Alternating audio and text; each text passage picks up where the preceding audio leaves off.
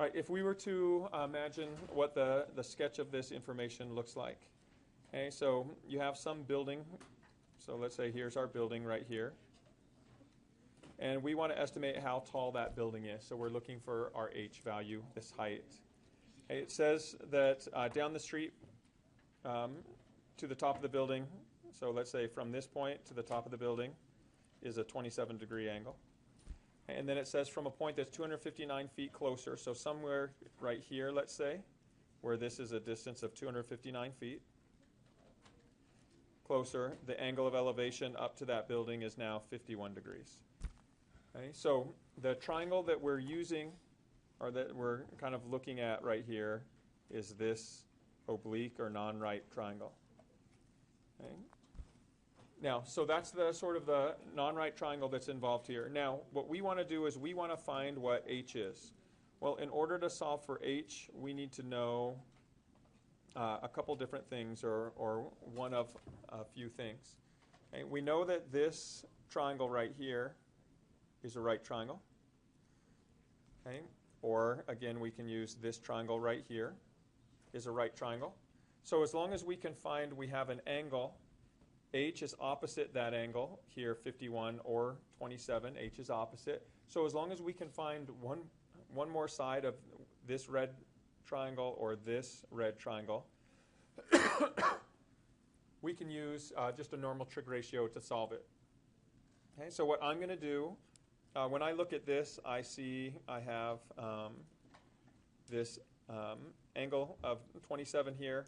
I see that this obtuse angle is the linear pair of 51. So if you take 180 minus 51, you get this angle to be 129. So since I know what I have right here, I can find my third angle measure. So if I take my calculator and I measure those, triangle sum is 180 minus 27 minus the 129. That's going to leave me with 24. So I know that this angle up here is 24.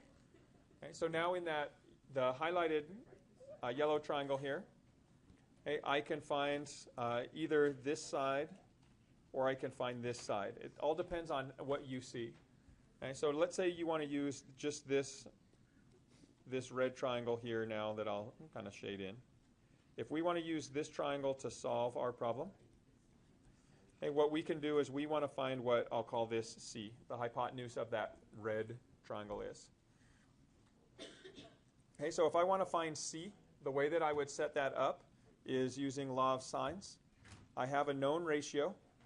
I have this side of 259 opposite an angle of 24 degrees, and I want to solve for C.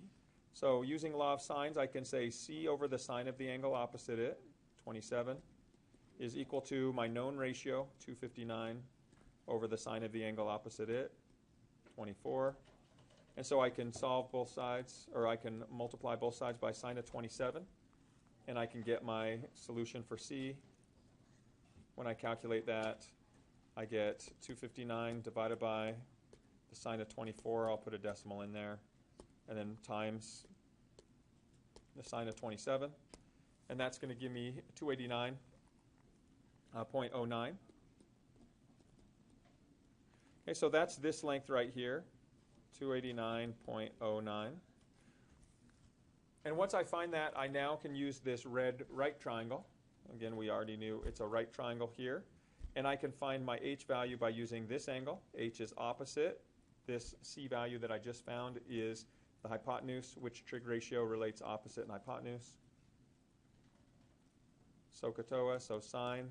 So the sine of 51 degrees is equal to opposite h over hypotenuse, this 289.09.